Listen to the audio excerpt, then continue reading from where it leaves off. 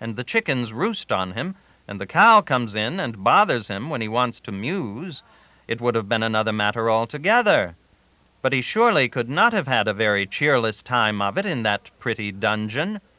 It has romantic window slits that let in generous bars of light, and it has tall, noble columns carved apparently from the living rock, and what is more, they are written all over with thousands of names, some of them, like Byron's and Victor Hugo's, of the first celebrity.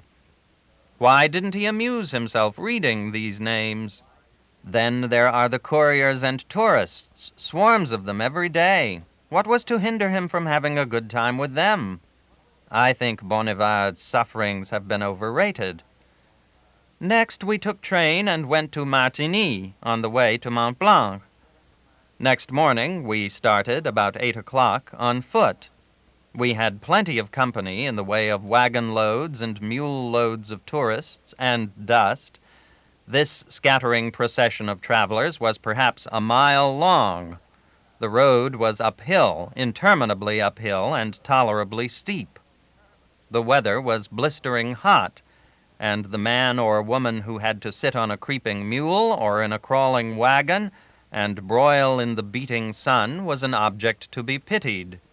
We could dodge among the bushes and have the relief of the shade, but those people could not. They paid for a conveyance, and to get their money's worth, they rode. We went by the way of the Tête Noire, and after we reached high ground, there was no lack of fine scenery. In one place, the road was tunneled through a shoulder of the mountain. From there, one looked down into a gorge with a rushing torrent in it, and on every hand was a charming view of rocky buttresses and wooded heights. There was a liberal allowance of pretty waterfalls, too, on the Tête Noire route. About half an hour before we reached the village of Argentière, a vast dome of snow, with the sun blazing on it, drifted into view and framed itself in a strong V-shaped gateway of the mountains, and we recognized Mont Blanc, the monarch of the Alps. With every step after that, this stately dome rose higher and higher into the blue sky, and at last seemed to occupy the zenith. Some of Mont Blanc's neighbors, bare, light brown, steeple-like rocks, were very peculiarly shaped. Some were whittled to a sharp point and slightly bent at the upper end, like a lady's finger. One monster sugarloaf resembled a bishop's hat. It was too steep to hold snow on its sides, but had some in the division. While we were still on very high ground, and before the descent toward Argentière began, we looked up toward a neighboring mountain top and saw exquisite prismatic colors playing about some white clouds which were so delicate as to almost resemble gossamer webs. The faint pinks and greens were peculiarly beautiful. None of the colors were deep. They were the lightest shades. They were bewitchingly commingled. We sat down to study and enjoy this singular spectacle. The tints remained during several minutes, flitting, changing, melting into each other, paling almost away for a moment, then reflushing, a shifting, restless, unstable succession of soft, opaline gleams, shimmering over that airy film of white cloud, and turning it into a fabric dainty enough to clothe an angel with. By and by we perceived what those super-delicate colors and their continuous play and movement reminded us of. It is what one sees in a soap bubble that is drifting along, catching changes of tint from the objects it passes. A soap bubble is the most beautiful thing and the most exquisite in nature. That lovely phantom fabric in the sky was suggestive of a soap bubble split open and spread out in the sun. I wonder how much it would take to buy a soap bubble if there was only one in the world. One could buy a hatful of Koh-i-Noors with the same money, no doubt. We made the tramp from Martigny to Argentière in 8 hours. We beat all the mules and wagons. We didn't usually do that. We hired a sort of open baggage wagon for the trip down the valley to Chamonix, and then devoted an hour to dining. This gave the driver time to get drunk. He had a friend with him, and this friend also had had time to get drunk. When we drove off, the driver said all the tourists had arrived and gone while we were at dinner. But, said he impressively, be not disturbed by that. Remain tranquil. Give yourselves no uneasiness. Their dust rises far before us. You shall see it fade and disappear far behind us. Rest you tranquil. Leave all to me. I am the king of drivers. Behold! Down came his whip, and away we clattered. I never had such a shaking up in my life. The recent flooding rains had washed the road clear away in places, but we never stopped. We never slowed down for anything. We tore right along over rocks, rubbish, gullies, open fields, sometimes with one or two wheels on the ground, but generally with none. Every now and then that calm, good-natured madman would bend a majestic look over his shoulder at us and say, "Ah, you perceive? It is as I have said. I am the king of drivers." Every time we just missed going to destruction, he would say with tranquil happiness, "Enjoy it, gentlemen. It is very rare. It is very unusual. It is given to few to ride with the king of drivers. And observe, it is as I have said. I am he." He spoke in French and punctuated with hiccups. His friend was French too, but spoke in German, using the same system of punctuation, however. The friend called himself the captain of Mont Blanc, and wanted us to make the ascent with him. He said he had made more ascents than any other man, 47, and his brother had made 37. His brother was the best guide in the world, except himself. But he, yes, observe him well, he was the captain of Mont Blanc. That title belonged to none other. The king was as good as his word. We overtook that long procession of tourists and went by it like a hurricane. The result was that we got choicer rooms at the hotel in Chamonix than we should have done if His Majesty had been a slower artist, or rather, if he hadn't most providentially got drunk before he left Argentière. Chapter 43. Everybody was out of doors. Everybody was in the principal street of the village, not on the sidewalks, but all over the street. Everybody was lounging, loafing, chatting, waiting, alert, expectant, interested, for it was train time. That is to say, it was diligence time. The half-dozen big diligences would soon be arriving from Geneva, and the village was interested, in many ways, in knowing how many people were coming, and what sort of folk they might be. It was altogether the liveliest-looking street we had seen in any village on the continent. The hotel was by the side of a booming torrent, whose music was loud and strong. We could not see this torrent, for it was dark now, but one could locate it without a light. There was a large enclosed yard in front of the hotel, and this was filled with groups of villagers waiting to see the diligences arrive or to hire themselves to excursionists for the morrow. A telescope stood in the yard, with its huge barrel canted up towards the lustrous evening star. The long porch of the hotel was populous with tourists who sat in shawls and wraps under the vast overshadowing bulk of Mont Blanc and gossiped or meditated. Never did a mountain seem so close. Its big sides seemed at one's very elbow, and its majestic dome and the lofty cluster of slender minarets that were its neighbors seemed to be almost over one's head. It was night in the streets, and the lamps were sparkling everywhere. The broad bases and shoulders of the mountain were in deep gloom, but their summits swam in a savage, rich glow which was really daylight, and yet had a mellow something about it which was very different from the hard, white glare of the kind of daylight I was used to. Its radiance was strong and clear. but at the same time it was singularly soft and spiritual and benignant. No, it was not our harsh, aggressive, realistic daylight. It seemed properer to an enchanted land or to heaven. I had seen moonlight and daylight together before, but I had not seen daylight and black night elbow to elbow before. At least I had not seen the daylight resting upon an object sufficiently close at hand before to make the contrast startling and at war with nature. The daylight passed away. Presently the moon rose up behind some of those sky-piercing fingers or pinnacles of bare rock of which I have spoken. They were a little to the left of the crest of Mont Blanc and right over our heads, but she couldn't manage to climb high enough toward heaven to get entirely above them.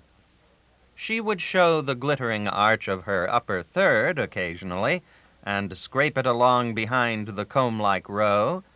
Sometimes a pinnacle stood straight up, like a statue of ebony against that glittering white shield, and then seemed to glide out of it by its own volition and power, and become a dim spectre, whilst the next pinnacle glided into its place and blotted the spotless disk with the black exclamation point of its presence.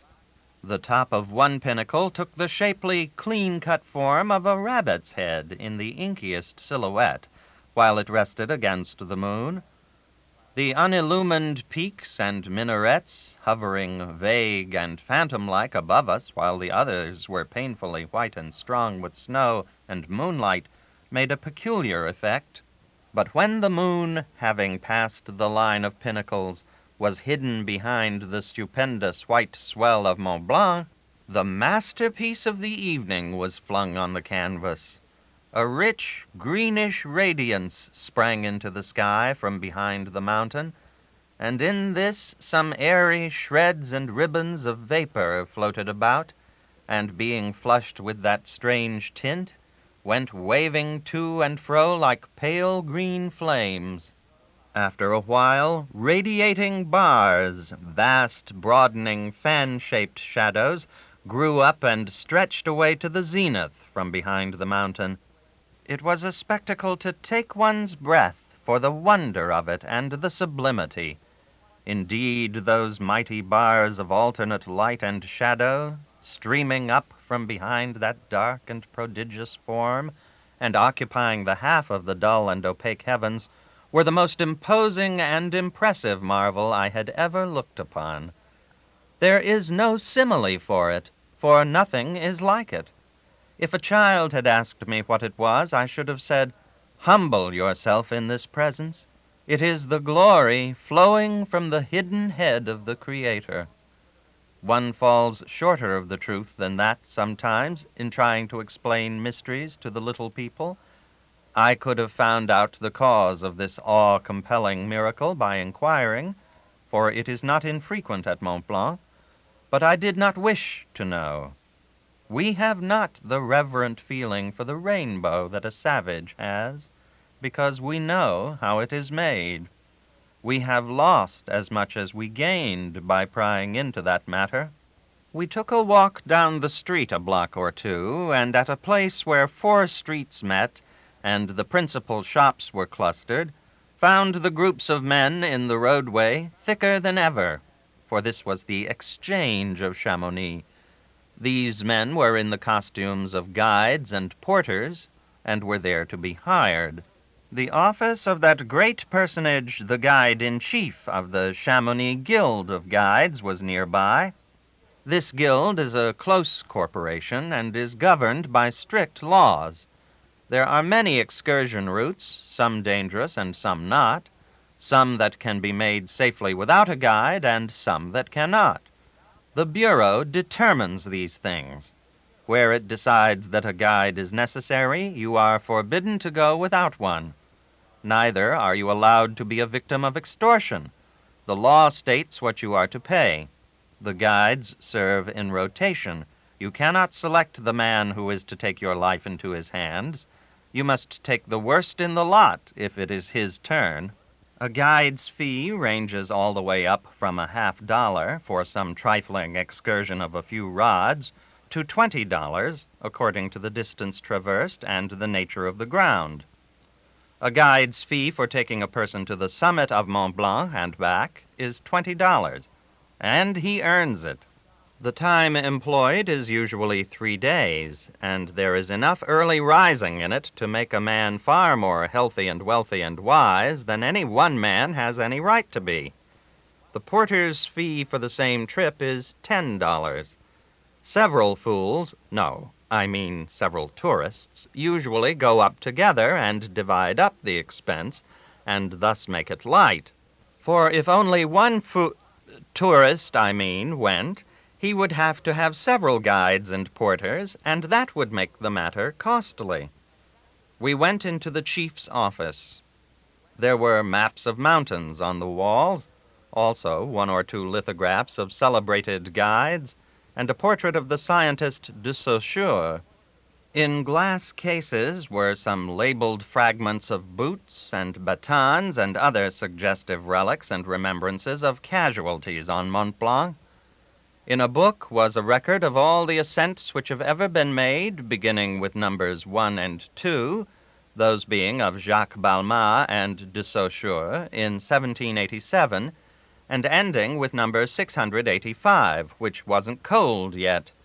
In fact, number 685 was standing by the official table, waiting to receive the precious official diploma, which would prove to his German household and to his descendants that he had once been indiscreet enough to climb to the top of Mont Blanc.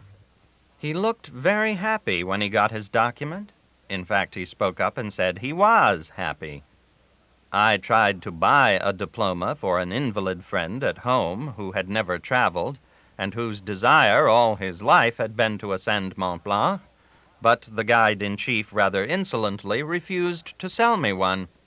I was very much offended. I said I did not propose to be discriminated against on account of my nationality, that he had just sold a diploma to this German gentleman, and my money was as good as his. I would see to it that he couldn't keep shop for Germans and deny his produce to Americans. I would have his license taken away from him at the dropping of a handkerchief. If France refused to break him, I would make an international matter of it and bring on a war. The soil should be drenched with blood. And not only that, but I would set up an opposition shop and sell diplomas at half price. For 2 cents I would have done these things, too. But nobody offered me the 2 cents. I tried to move that German's feelings, but it could not be done. He would not give me his diploma, neither would he sell it to me. I told him my friend was sick and could not come himself, but he said he did not care a verdammtes Pfennig. He wanted his diploma for himself. Did I suppose he was going to risk his neck for that thing and then give it to a sick stranger? Indeed, he wouldn't. So he wouldn't. I resolved then that I would do all I could to injure Mont Blanc. In the record book was a list of all the fatal accidents which had happened on the mountain. It began with the one in 1820 when the Russian Dr. Hammel's 3 guides were lost in a crevasse of the glacier, and it recorded the delivery of the remains in the valley by the slow-moving glacier 41 years later. The latest catastrophe bore date 1877. We stepped out and roved about the village a while. In front of the little church was a monument to the memory of the bold guide Jacques Balmat, the first man who ever stood upon the summit of Mont Blanc. He made that wild trip solitary and alone. He accomplished the ascent a number of times afterwards.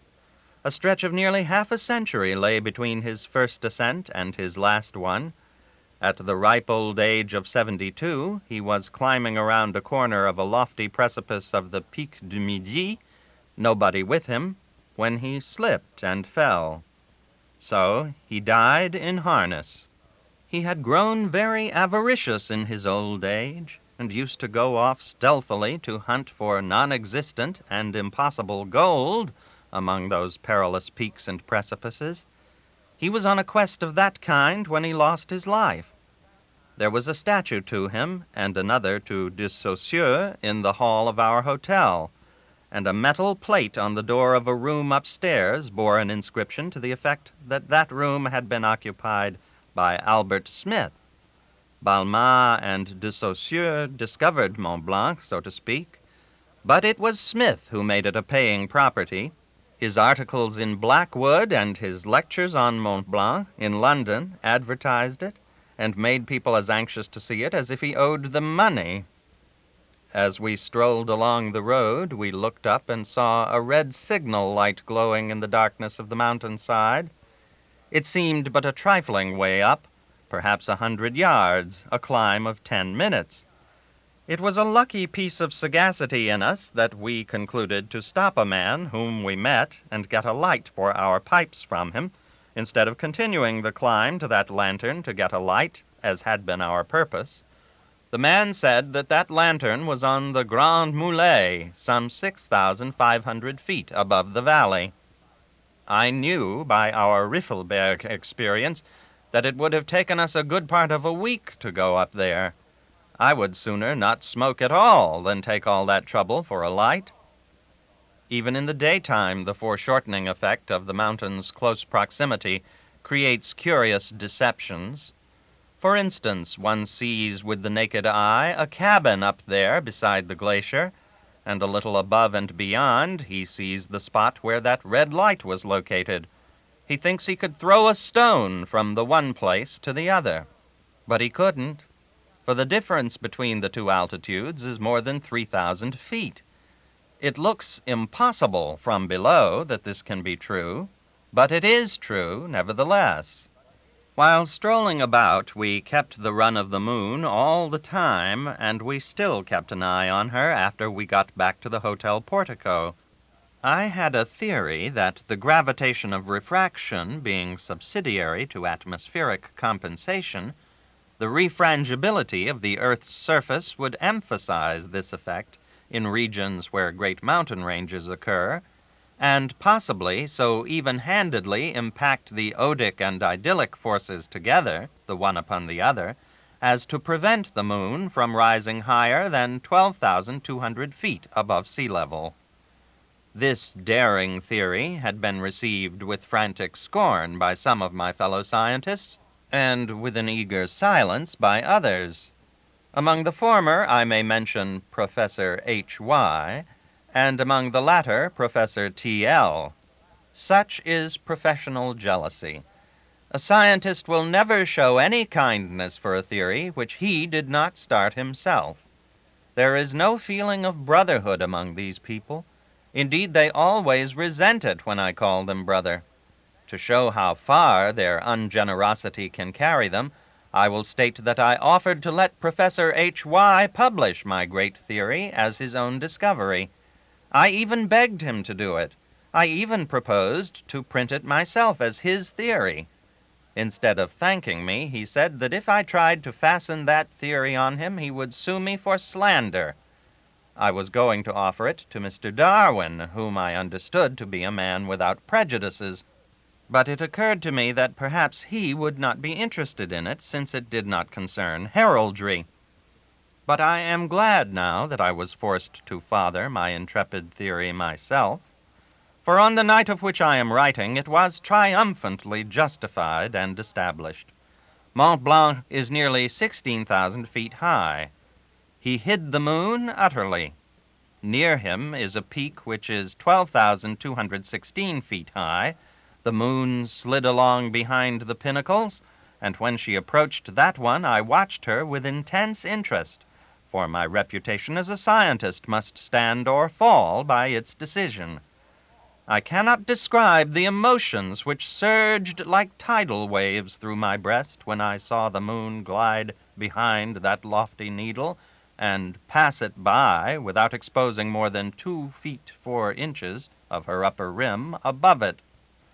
I was secure then. I knew she could rise no higher, and I was right. She sailed behind all the peaks and never succeeded in hoisting her disk above a single one of them.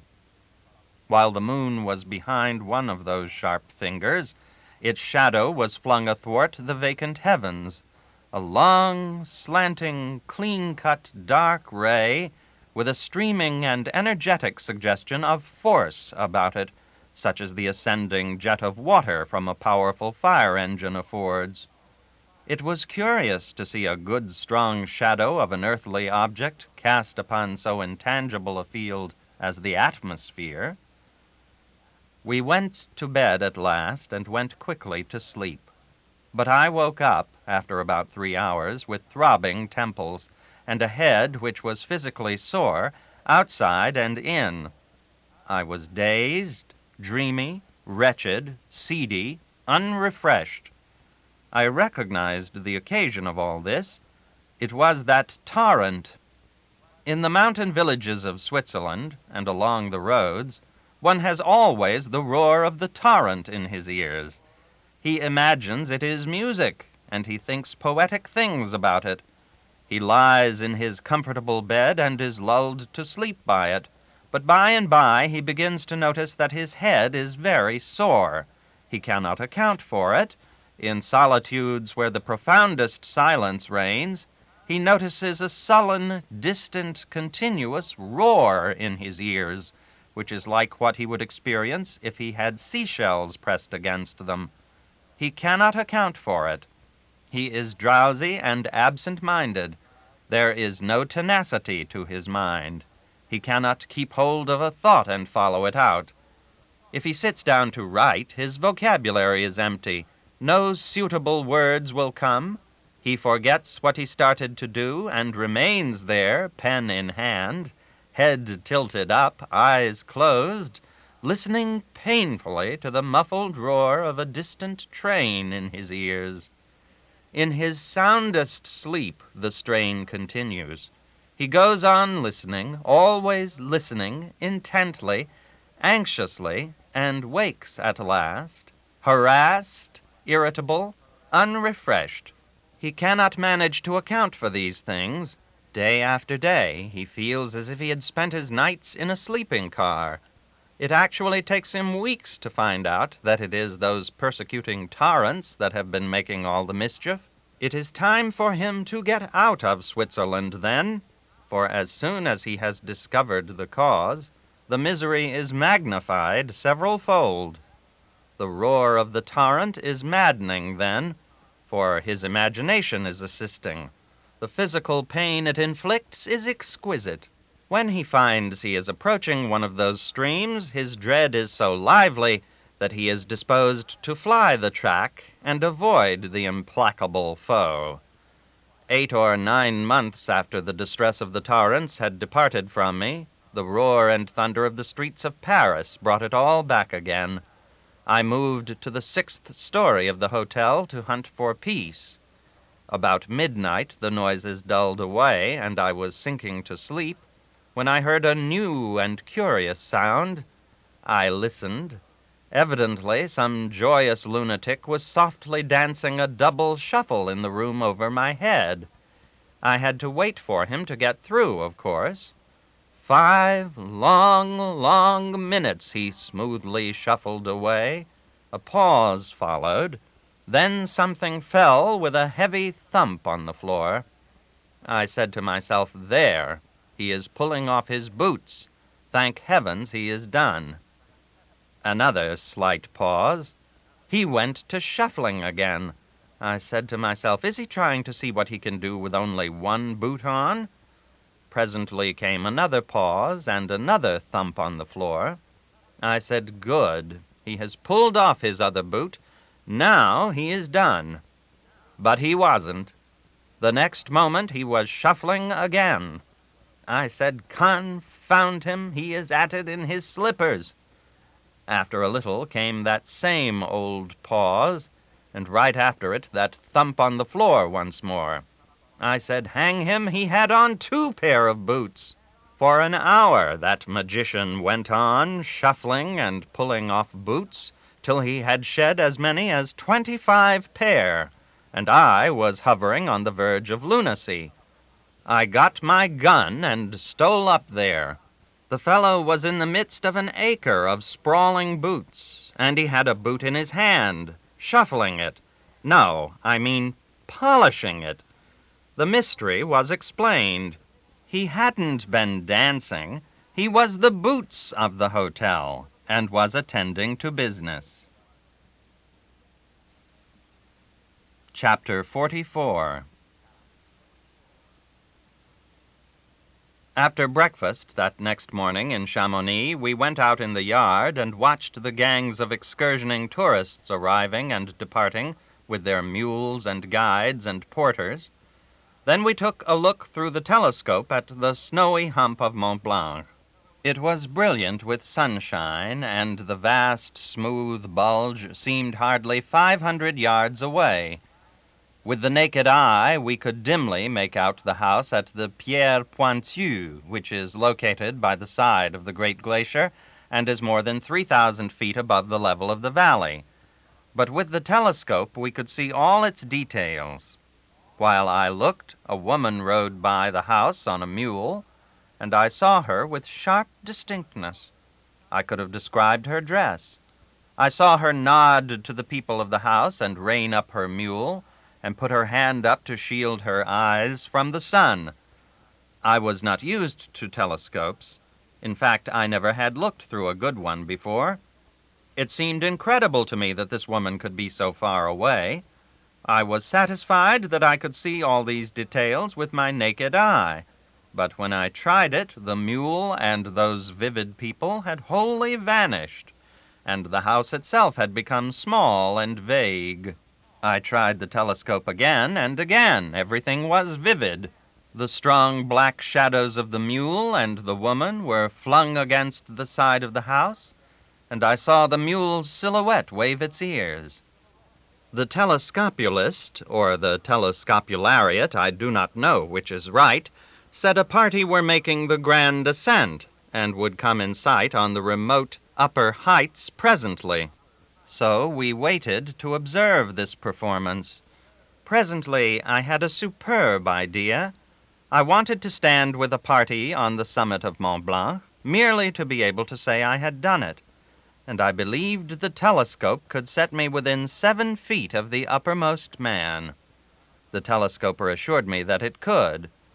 I then asked him how much I owed him for as far as I had got.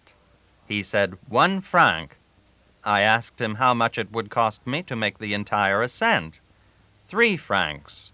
I at once determined to make the entire ascent. But first I inquired if there was any danger. He said no, not by telescope, and he had taken a great many parties to the summit and never lost a man. I asked what he would charge to let my agent go with me, together with such guides and porters as might be necessary. He said he would let Harris go for 2 francs, and that unless we were unusually timid, he should consider guides and porters unnecessary. It was not customary to take them when going by telescope, for they were rather an encumbrance than a help. He said that the party now on the mountain were approaching the most difficult part, and if we hurried, we should overtake them within 10 minutes, and could then join them and have the benefit of their guides and porters without their knowledge, and without expense to us. I then said we would start immediately.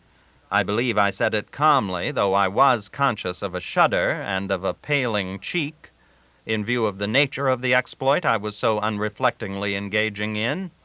But the old daredevil spirit was upon me, and I said that as I had committed myself, I would not back down.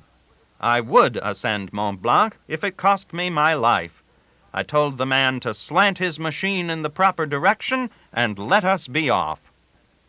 Harris was afraid and did not want to go, but I heartened him up and said I would hold his hand all the way. So he gave his consent, though he trembled a little at first. I took a last pathetic look upon the pleasant summer scene about me, then boldly put my eye to the glass, and prepared to mount among the grim glaciers and the everlasting snows. We took our way carefully and cautiously across the great Glacier de Bausson, over yawning and terrific crevasses, and amongst imposing crags and buttresses of ice, which were fringed with icicles of gigantic proportions. The desert of ice that stretched far and wide about us was wild and desolate beyond description, and the perils which beset us were so great that at times I was minded to turn back. But I pulled my pluck together, and we pushed on. We passed the glacier safely, and began to mount the steeps beyond with great celerity. We passed the glacier safely, and began to mount the steeps beyond with great celerity. When we were 7 minutes out from the starting point, we reached an altitude where the scene took a new aspect. An apparently limitless continent of gleaming snow was tilted heavenward before our faces. As my eye followed that awful acclivity far away up into the remote skies, it seemed to me that all I had ever seen before of sublimity and magnitude was small and insignificant compared with this. We rested a moment, and then began to mount with speed. Within 3 minutes we caught sight of the party ahead of us and stopped to observe them. They were toiling up a long, slanting ridge of snow, 12 persons, roped together some 15 feet apart, marching in single file, and strongly marked against the clear blue sky. One was a woman. We could see them lift their feet and put them down. We saw them swing their alpenstocks forward in unison like so many pendulums, and then bear their weight upon them. We saw the lady wave her handkerchief. They dragged themselves upwards in a worn and weary way, for they had been climbing steadily from the Grand Mulets on the Glacier des Bossons since 3 in the morning, and it was 11 now. We saw them sink down in the snow and rest, and drink something from a bottle. After a while they moved on, and as they approached the final short dash of the home stretch, we closed up on them and joined them. Presently we all stood together on the summit. What a view was spread out below!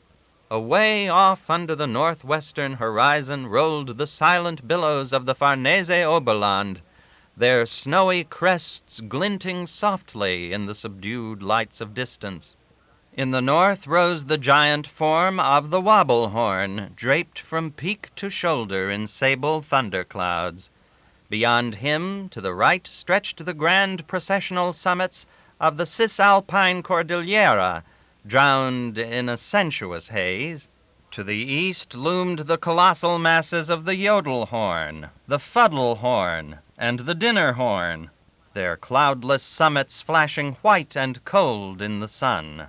Beyond them shimmered the faint far line of the Grots of Jubbalpore and the Aiguilles des Alleghenies. In the south towered the smoking peak of Popocatépetl and the unapproachable altitudes of the peerless Scrabblehorn. In the west-southwest, the stately range of the Himalayas lay dreaming in a purple gloom, and thence all around the curving horizon the eye roved over a troubled sea of sun-kissed Alps, and noted here and there the noble proportions and soaring domes of the Bottlehorn, and the Saddlehorn, and the Shovelhorn, and the Powderhorn, all bathed in the glory of noon and mottled with softly gliding blots, the shadows flung from drifting clouds. Overcome by the scene, we all raised a triumphant, tremendous shout in unison. A startled man at my elbow said, "Confound you, what do you yell like that for, right here in the street?" That brought me down to Chamonix like a flirt. I gave that man some spiritual advice and disposed of him, and then paid the telescope man his full fee, and said that we were charmed with the trip, and would remain down and not reascend and require him to fetch us down by telescope. This pleased him very much, for of course we could have stepped back to the summit and put him to the trouble of bringing us home, if we had wanted to. I judged we could get diplomas now anyhow, so we went after them. But the chief guide put us off with one pretext or another during all the time we stayed in Chamonix, and we ended by never getting them at all. So much for his prejudice against people's nationality. However, we worried him enough to make him remember us and our ascent for some time. He even said once that he wished there was a lunatic asylum in Chamonix. This shows that he really had fears that we were going to drive him mad. It was what we intended to do, but lack of time defeated it. I cannot venture to advise the reader one way or the other as to ascending Mont Blanc. I say only this: if he is at all timid, the enjoyments of the trip will hardly make up for the hardships and sufferings he will have to endure. But if he has good nerve, youth, health, and a bold, firm will, and could leave his family comfortably provided for in case the worst happened, he would find the ascent a wonderful experience, and the view from the top a vision to dream about and tell about and recall with exultation all the days of his life. While I do not advise such a person to attempt the ascent, I do not advise him against it. But if he elects to attempt it, let him be warily careful of two things. Choose a calm, clear day, and do not pay the telescope man in advance. There are dark stories of his getting advance payers on the summit, and then leaving them there to rot. A frightful tragedy was once witnessed through the Chamonix telescopes. Think of questions and answers like these on an inquest. Coroner: you saw deceased lose his life? Witness: I did. C: where was he at the time? W: close to the summit of Mont Blanc. C: where were you? W: in the main street of Chamonix. C: what was the distance between you?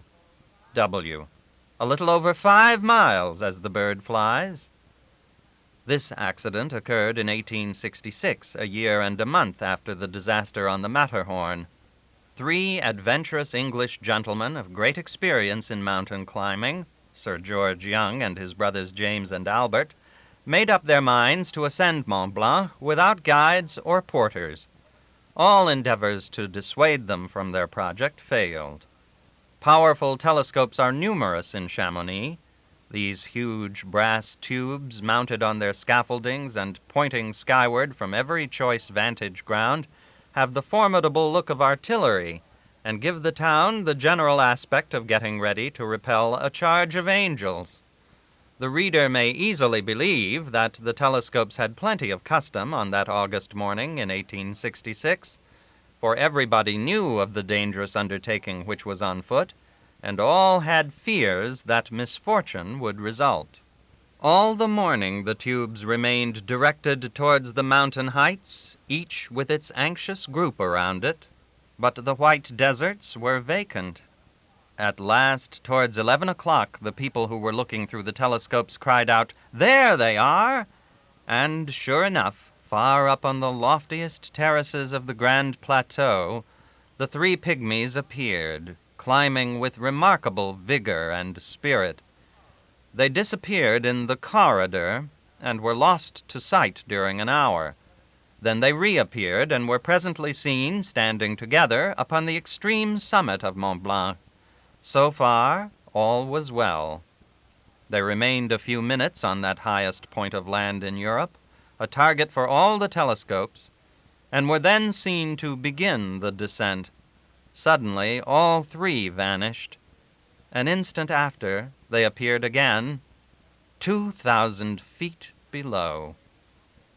Evidently, they had tripped and been shot down an almost perpendicular slope of ice to a point where it joined the border of the upper glacier.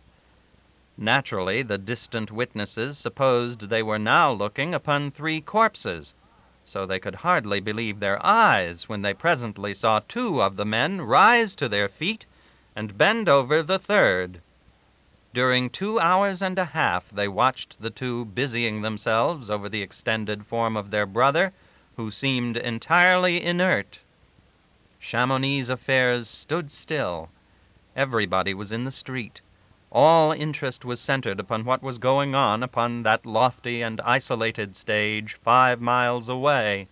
Finally, the two, one of them walking with great difficulty, were seen to begin the descent, abandoning the third, who was, no doubt, lifeless. Their movements were followed, step by step, until they reached the corridor and disappeared behind its ridge. Before they had had time to traverse the corridor and reappear, twilight was come, and the power of the telescopes was at an end. The survivors had a most perilous journey before them in the gathering darkness, for they must get down to the Grand Mulets before they would find a safe stopping place. A long and tedious descent, and perilous enough even in good daylight. The oldest guides expressed the opinion that they could not succeed, that all the chances were that they would lose their lives. Yet those brave men did succeed. They reached the Grand Mulets in safety. Even the fearful shock which their nerves had sustained was not sufficient to overcome their coolness and courage. It would appear from the official account that they were threading their way down through those dangers from the closing in of twilight until 2 o'clock in the morning, or later, because the rescuing party from Chamonix reached the Grand Mulets about 3 in the morning, and moved thence towards the scene of the disaster under the leadership of Sir George Young, who had only just arrived. After having been on his feet 24 hours in the exhausting work of mountain climbing, Sir George began the reascent at the head of the relief party of 6 guides to recover the corpse of his brother. This was considered a new imprudence, as the number was too few for the service required. Another relief party presently arrived at the cabin on the Grand Mulets and quartered themselves there to await events. 10 hours after Sir George's departure towards the summit, this new relief were still scanning the snowy altitudes above them from their own high perch among the ice deserts, 10,000 feet above the level of the sea. But the whole forenoon had passed without a glimpse of any living thing appearing up there. This was alarming. Half a dozen of their number set out, then, early in the afternoon, to seek and succor Sir George and his guides. The persons remaining at the cabin saw these disappear, and then ensued another distressing wait. 4 hours passed without tidings. Then at 5 o'clock another relief, consisting of 3 guides, set forward from the cabin. They carried food and cordials for the refreshments of their predecessors. They took lanterns with them, too. Night was coming on, and to make matters worse, a fine cold rain had begun to fall. At the same hour that these 3 began their dangerous ascent, the official guide-in-chief of the Mont Blanc region undertook the dangerous descent to Chamonix, all alone, to get reinforcements. However, a couple of hours later, at 7 p.m., the anxious solicitude came to an end, and happily. A bugle note was heard, and a cluster of black specks was distinguishable against the snows of the upper heights. The watchers counted these specks eagerly. 14. Nobody was missing. An hour and a half later, they were all safe under the roof of the cabin. They had brought the corpse with them. Sir George Young tarried there but a few minutes, and then began the long and troublesome descent from the cabin to Chamonix. He probably reached there about 2 or 3 o'clock in the morning, after having been afoot among the rocks and glaciers during 2 days and 2 nights. His endurance was equal to his daring. The cause of the unaccountable delay of Sir George and the relief parties among the heights where the disaster had happened was a thick fog, or partly that, and partly the slow and difficult work of conveying the dead body down the perilous steeps. The corpse, upon being viewed at the inquest, showed no bruises, and it was some time before the surgeons discovered that the neck was broken. One of the surviving brothers had sustained some unimportant injuries, but the other had suffered no hurt at all. How these men could fall 2,000 feet almost perpendicularly and live afterwards is a most strange and unaccountable thing. A great many women have made the ascent of Mont Blanc. An English girl, Miss Stratton, conceived the daring idea 2 or 3 years ago of attempting the ascent in the middle of winter. She tried it, and she succeeded. Moreover, she froze 2 of her fingers on the way up. She fell in love with her guide on the summit, and she married him when she got to the bottom again. There is nothing in romance, in the way of a striking situation, which can beat this love scene in mid-heaven on an isolated ice crest, with the thermometer at 0 and an Arctic gale blowing.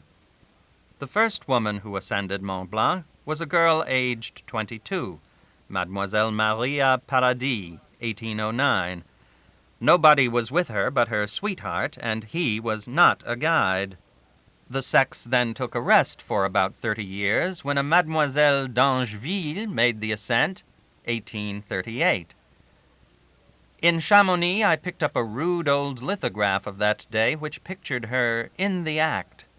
However, I value it less as a work of art than as a fashion plate.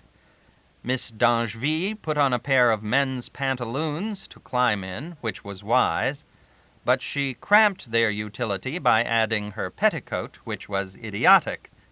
One of the mournfulest calamities which men's disposition to climb dangerous mountains has resulted in happened on Mont Blanc in September 1870.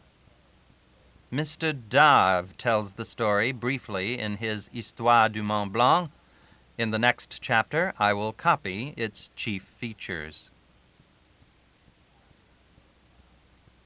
Chapter 45. A catastrophe which cost 11 lives. On September 5, 1870, a caravan of 11 persons departed from Chamonix to make the ascent of Mont Blanc. 3 of the party were tourists, Messrs. Randall and Bean, Americans, and Mr. George Corkindale, a Scotch gentleman. There were 3 guides and 5 porters. The cabin on the Grand Mulets was reached that day. The ascent was resumed early the next morning, September 6. The day was fine and clear, and the movements of the party were observed through the telescopes of Chamonix. At 2 o'clock in the afternoon, they were seen to reach the summit. A few minutes later, they were seen making the first steps of the descent. Then a cloud closed around them and hid them from view. 8 hours passed. The cloud still remained. Night came. No one had returned to the Grand Mulets. Sylvain Coutet, the keeper of the cabin there, suspected a misfortune, and sent down to the valley for help. A detachment of guides went up, and by the time they had made the tedious trip and reached the cabin, a raging storm had set in. They had to wait. Nothing could be attempted in such a tempest. The wild storm lasted more than a week without ceasing. But on the 17th, Coutet, with several guides, left the cabin and succeeded in making the ascent. In the snowy wastes near the summit, they came upon 5 bodies, lying upon their sides in a reposeful attitude, which suggested that possibly they had fallen asleep there, while exhausted with fatigue and hunger, and benumbed with cold, and never knew when death stole upon them. Coutet moved a few steps farther and discovered 5 more bodies. The 11th corpse, that of a porter, was not found, although diligent search was made for it. In the pocket of Mr. Bean, one of the Americans, was found a notebook in which had been penciled some sentences which admit us in flesh and spirit, as it were, to the presence of these men during their last hours of life, and to the grisly horrors which their fading vision looked upon, and their failing consciousness took cognizance of. Tuesday, September 6. I have made the ascent of Mont Blanc with 10 persons, 8 guides, and Mr. Corkindale and Mr. Randall. We reached the summit at 2:30. Immediately after quitting it, we were enveloped in clouds of snow. We passed the night in a grotto hollowed in the snow, which afforded but poor shelter, and I was ill all night. September 7, morning. The cold is excessive. The snow falls heavily and without interruption. The guides take no rest. Evening. My dear Hesse, we have been 2 days on Mont Blanc. In the midst of a terrible hurricane of snow, we have lost our way, and are in a hole scooped in the snow at an altitude of 15,000 feet. I have no longer any hope of descending. They had wandered around and around in that blinding snowstorm, hopelessly lost in a space only 100 yards square, and when cold and fatigue vanquished them at last, they scooped their cave and lay down there to die by inches, unaware that 5 steps more would have brought them into the true path. They were so near to life and safety as that, and did not suspect it. The thought of this gives the sharpest pang that the tragic story conveys. The author of the Histoire du Mont Blanc introduces the closing sentences of Mr. Bean's pathetic record thus: "Here the characters are large and unsteady. The hand which traces them is become chilled and torpid. But the spirit survives, and the faith and resignation of the dying man are expressed with a sublime simplicity. Perhaps this notebook will be found and sent to you. We have nothing to eat. My feet are already frozen, and I am exhausted. I have strength to write only a few words more. I have left means for C's education. I know you will employ them wisely. I die with faith in God and with loving thoughts of you. Farewell to all. We shall meet again in heaven. I think of you always." It is the way of the Alps to deliver death to their victims with a merciful swiftness, but here the rule failed. These men suffered the bitterest death that has been recorded in the history of these mountains, freighted as that history is with grisly tragedies. Chapter 46. Mr. Harris and I took some guides and porters and ascended to the Hôtel des Pyramides, which is perched on the high moraine which borders the Glacier des Bossons. The road led sharply uphill all the way, through grass and flowers and woods, and was a pleasant walk, barring the fatigue of the climb. From the hotel we could view the huge glacier at very close range. After a rest, we followed down a path which had been made in the steep inner frontage of the moraine, and stepped upon the glacier itself. One of the shows of the place was a tunnel-like cavern which had been hewn in the glacier. The proprietor of this tunnel took candles and conducted us into it. It was 3 or 4 feet wide and about 6 feet high.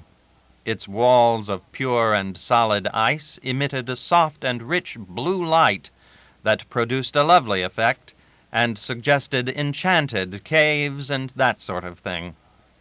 When we had proceeded some yards and were entering darkness, we turned about and had a dainty sunlit picture of distant woods and heights framed in the strong arch of the tunnel and seen through the tender blue radiance of the tunnel's atmosphere.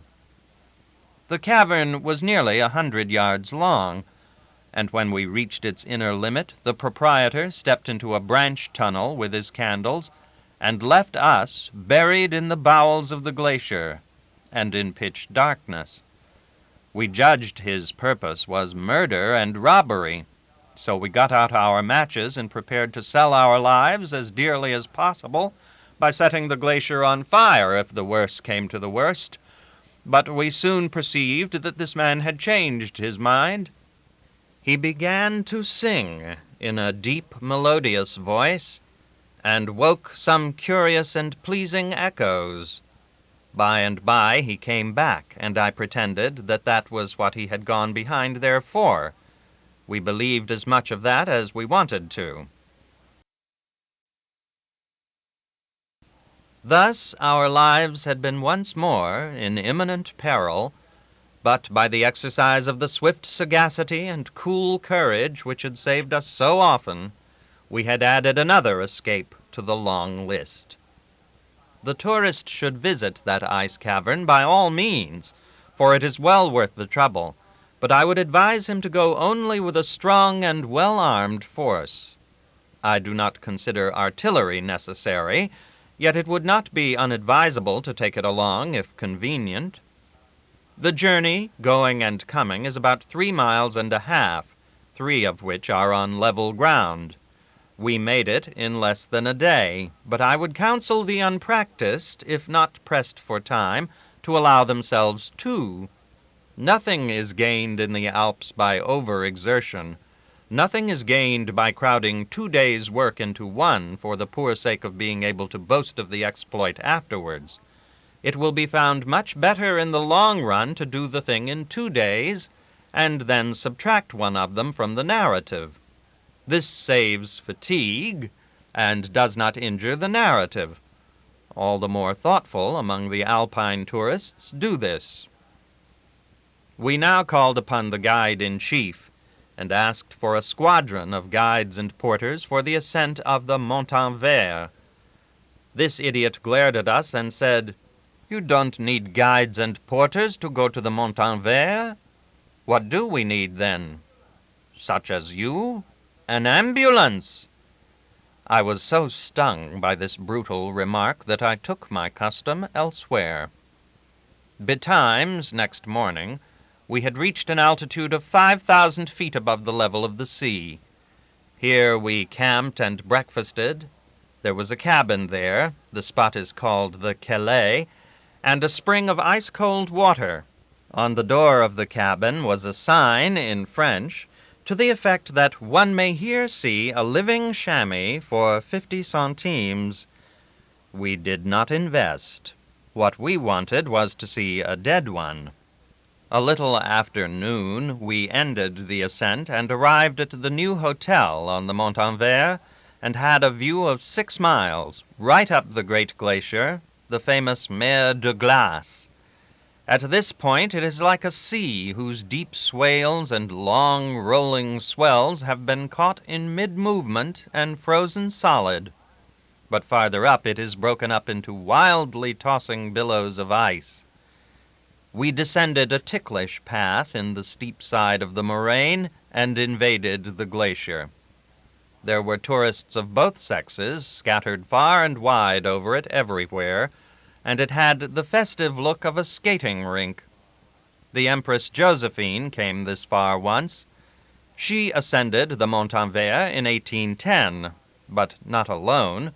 A small army of men preceded her to clear the path and carpet it, perhaps, and she followed under the protection of 68 guides. Her successor visited Chamonix later, but in far different style. It was 7 weeks after the first fall of the empire, and poor Marie-Louise, ex-empress, was a fugitive.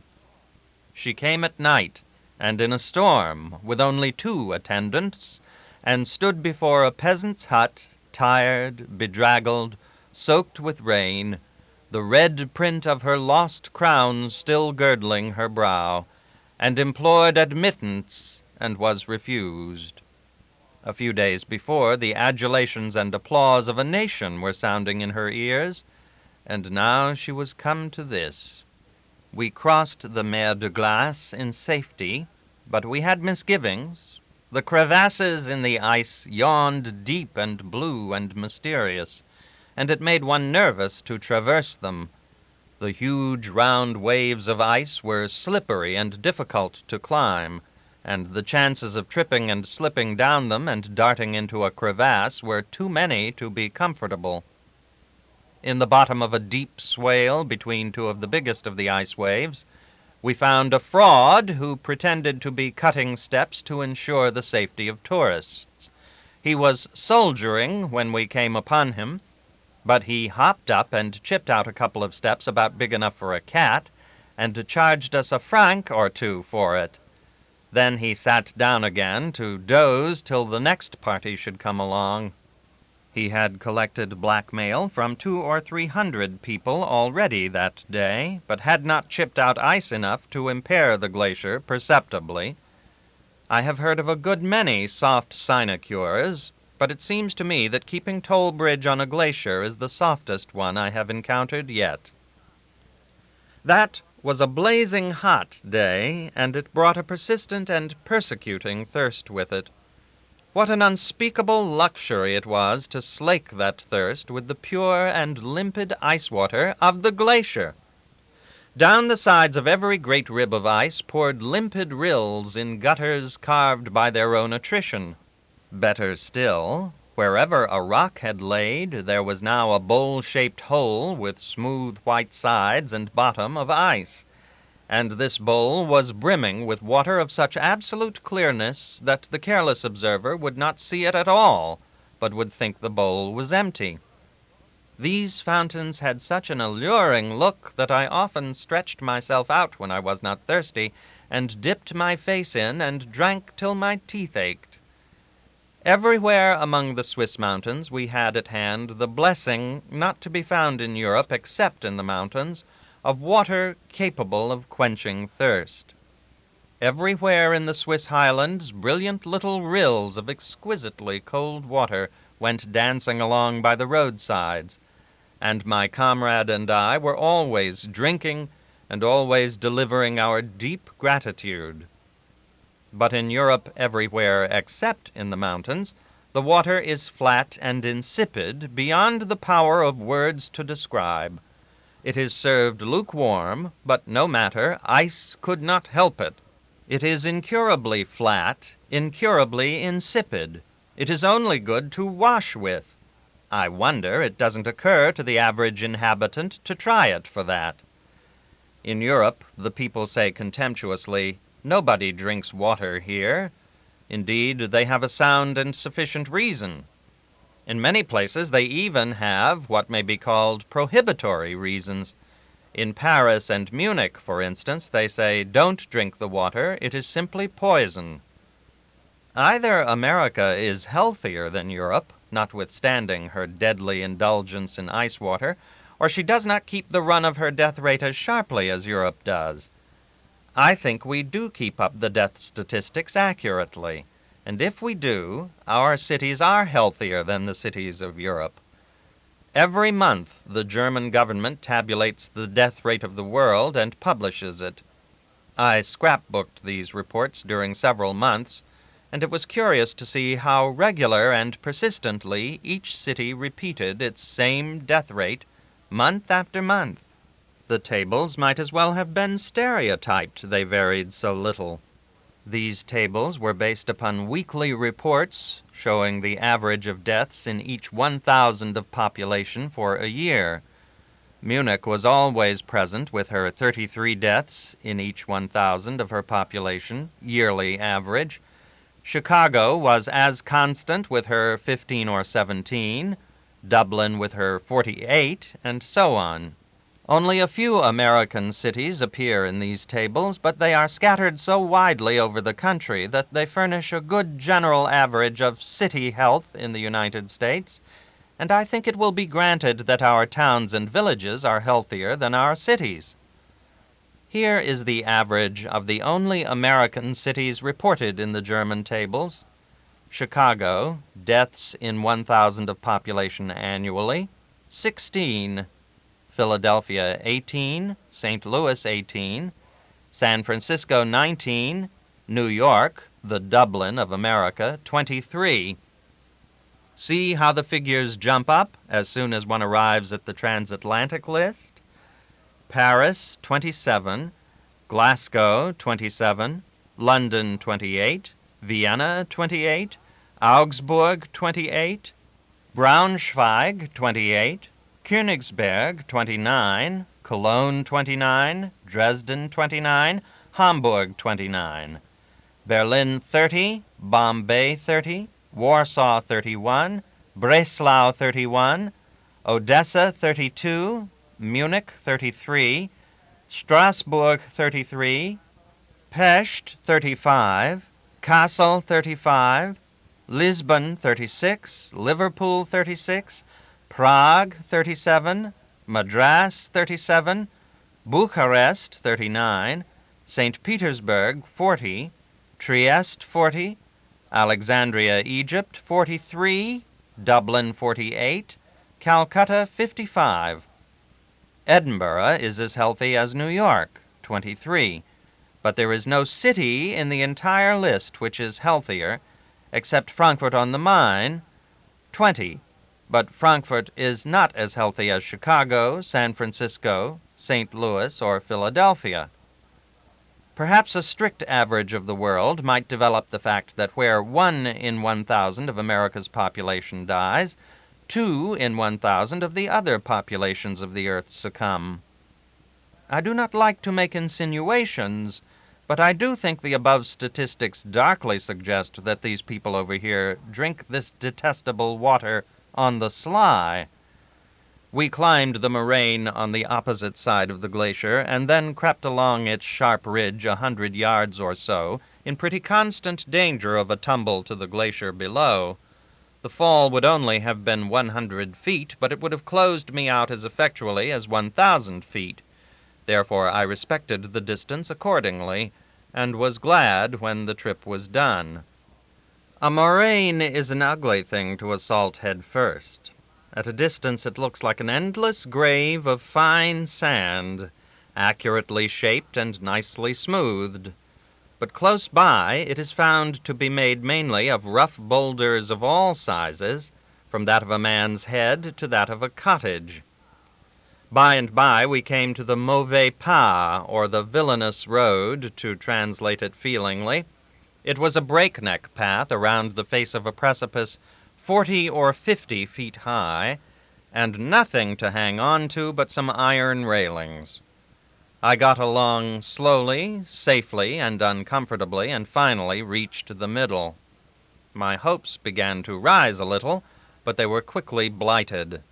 For there I met a hog, a long-nosed, bristly fellow that held up his snout and worked his nostrils at me inquiringly. A hog on a pleasure excursion in Switzerland. Think of it.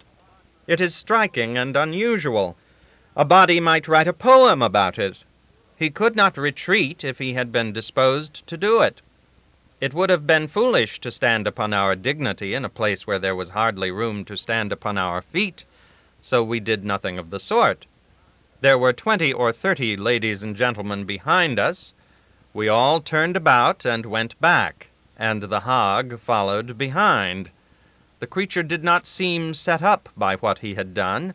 He had probably done it before.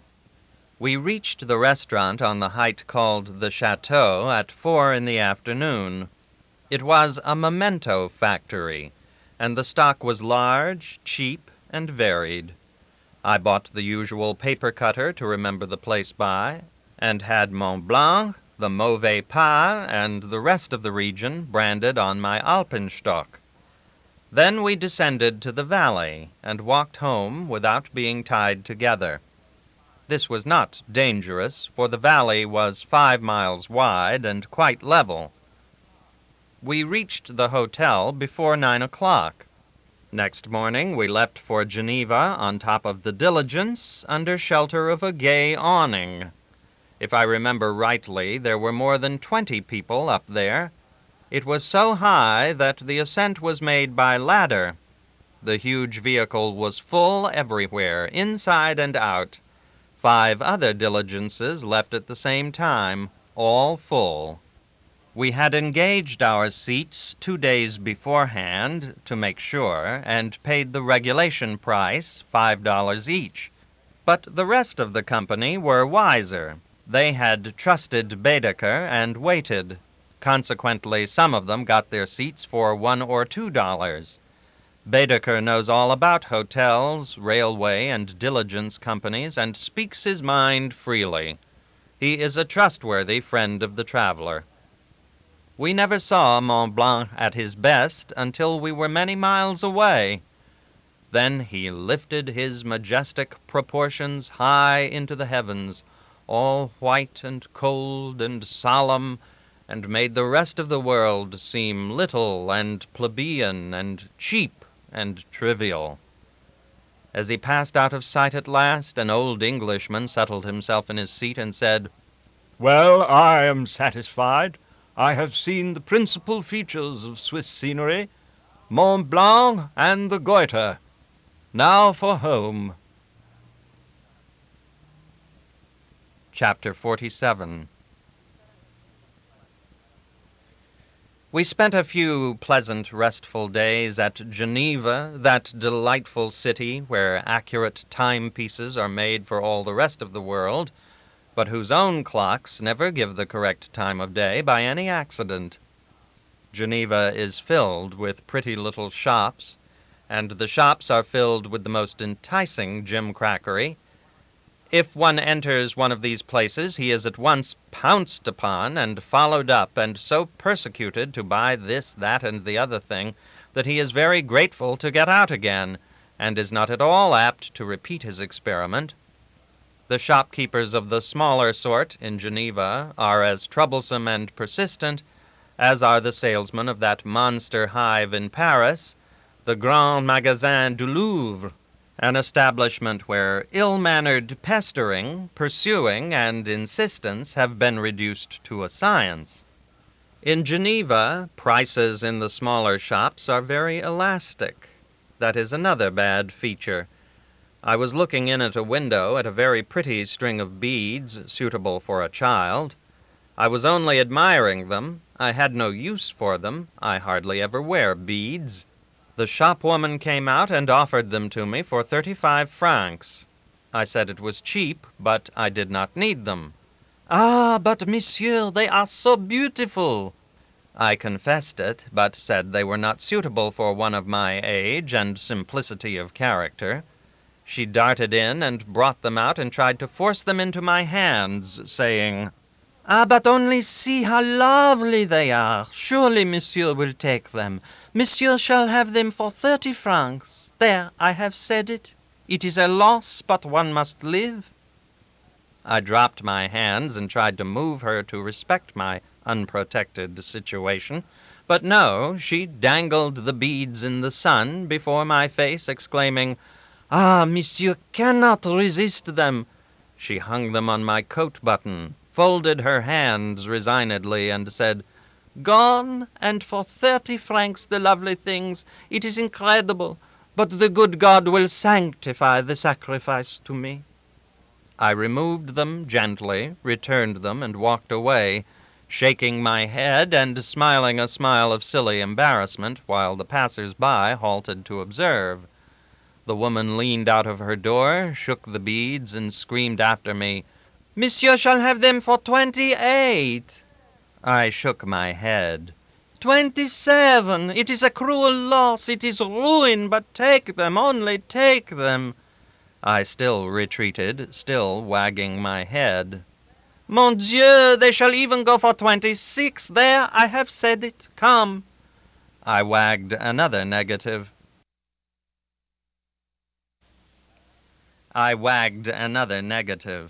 A nurse and a little English girl had been near me and were following me now.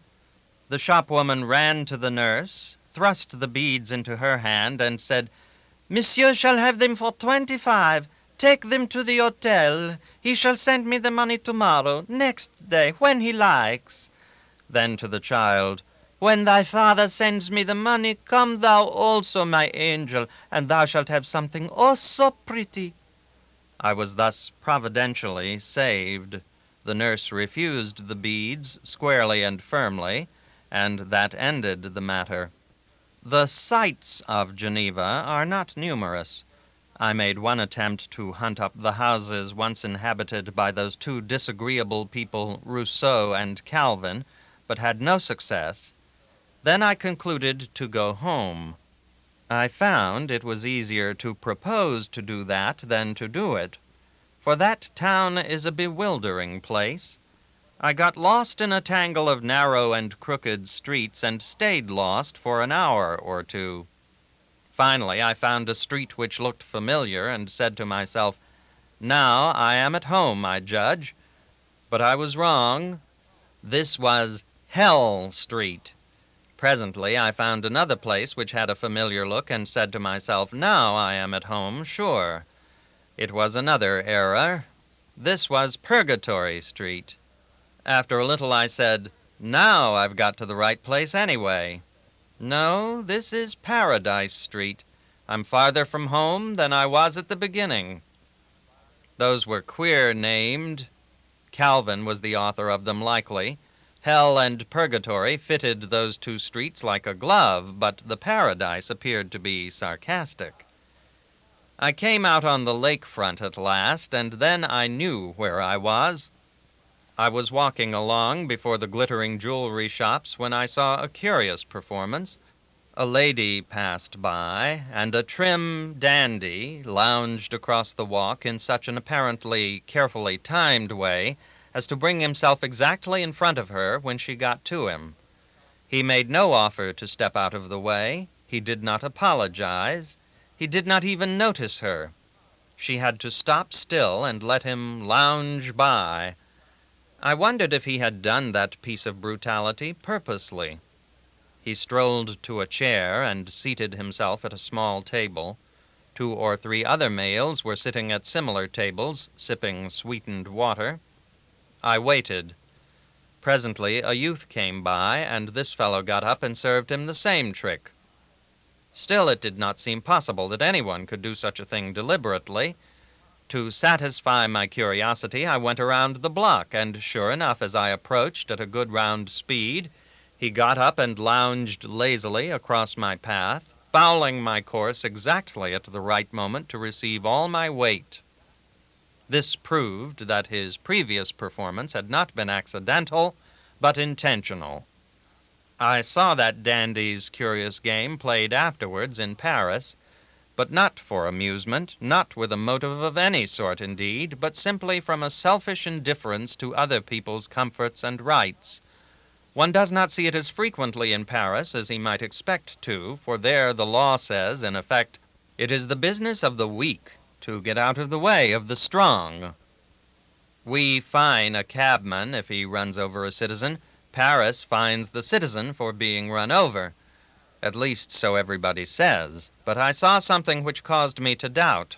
I saw a horseman run over an old woman one day. The police arrested him and took him away. That looked as if they meant to punish him. It will not do for me to find merit in American manners, for are they not the standing butt for the jests of critical and polished Europe? Still, I must venture to claim one little matter of superiority in our manners.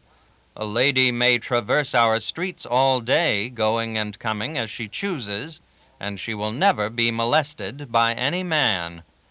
But if a lady unattended walks abroad in the streets of London, even at noonday, she will be pretty likely to be accosted and insulted, and not by drunken sailors, but by men who carry the look and wear the dress of gentlemen. It is maintained that these people are not gentlemen, but are a lower sort disguised as gentlemen. The case of Colonel Valentine Baker obstructs that argument, for a man cannot become an officer in the British Army except he hold the rank of gentleman. This person, finding himself alone in a railway compartment with an unprotected girl— but it is an atrocious story, and doubtless the reader remembers it well enough. London must have been more or less accustomed to bakers and the ways of bakers, else London would have been offended and excited. Baker was imprisoned in a parlor, and he could not have been more visited or more overwhelmed with attentions if he had committed 6 murders and then, while the gallows was preparing, got religion, after the manner of the Holy Charles Peace of saintly memory. Arkansas, it seems a little indelicate to be trumpeting forth our own superiorities, and comparisons are always odious, but still, Arkansas would certainly have hanged Baker. I do not say she would have tried him first, but she would have hanged him anyway. Even the most degraded woman can walk our streets unmolested, her sex and her weakness being her sufficient protection. She will encounter less polish than she would in the old world, but she will run across enough humanity to make up for it. The music of a donkey awoke us early in the morning, and we rose up and made ready for a pretty formidable walk to Italy. But the road was so level that we took the train. We lost a good deal of time by this, but it was no matter. We were not in a hurry. We were 4 hours going to Chambéry. The Swiss trains go upwards of 3 miles an hour in places, but they are quite safe. That aged French town of Chambéry was as quaint and crooked as Heilbronn. A drowsy, reposeful quiet reigned in the back streets, which made strolling through them very pleasant, barring the almost unbearable heat of the sun. In one of these streets, which was 8 feet wide, gracefully curved, and built up with small, antiquated houses, I saw 3 fat hogs lying asleep, and a boy also asleep, taking care of them. From queer, old-fashioned windows along the curve projected boxes of bright flowers, and over the edge of one of these boxes hung the head and shoulders of a cat, asleep. The 5 sleeping creatures were the only living things visible in that street. There was not a sound. Absolute stillness prevailed. It was Sunday. One is not used to such dreamy Sundays on the continent. In our part of the town it was different that night. A regiment of brown and battered soldiers had arrived from Algiers, and I judged they got thirsty on the way. They sang and drank till dawn in the pleasant open air. We left for Turin at 10 the next morning by a railway which was profusely decorated with tunnels. We forgot to take a lantern along. Consequently, we missed all the scenery. Our compartment was full. A ponderous, tow-headed Swiss woman, who put on many fine lady airs, but was evidently more used to washing linen than wearing it, sat in a corner seat and put her legs across into the opposite one, propping them intermediately with her up-ended valise. In the seat thus pirated sat 2 Americans, greatly incommoded by that woman's majestic coffin-clad feet. One of them begged her politely to remove them. She opened her eyes and gave him a stare, but answered nothing. By and by he preferred his request again with great respectfulness. She said in good English and in deeply offended tone that she had paid her passage and was not going to be bullied out of her rights by ill-bred foreigners, even if she was alone and unprotected. "But I have rights also, madam. My ticket entitles me to a seat, but you are occupying half of it." "I will not talk with you, sir. What right have you to speak to me? I do not know you. One would know you came from a land where there are no gentlemen. No gentleman would treat a lady as you have treated me." "I come from a region where a lady would hardly give me the same provocation." "You have insulted me, sir. You have intimated that I am not a lady, and I hope I am not one after the pattern of your country." "I beg that you will give yourself no alarm on that head, madam, but at the same time I must insist, always respectfully, that you let me have my seat." Here the fragile laundress burst into tears and sobs. "I never was so insulted before. Never, never. It is shameful, it is brutal, it is base, to bully and abuse an unprotected lad who has lost the use of her limbs and cannot put her feet to the floor without agony." "Good heavens, madam, why didn't you say that at first? I offer 1,000 pardons, and I offer them most sincerely. I did not know, I could not know that anything was the matter. You are most welcome to the seat, and would have been from the first if I had only known. I am truly sorry it all happened, I do assure you." But he couldn't get a word of forgiveness out of her. She simply sobbed and snuffled in a subdued but wholly unappeasable way for 2 long hours, meantime crowding the man more than ever with her undertaker furniture, and paying no sort of attention to his frequent and humble little efforts to do something for her comfort.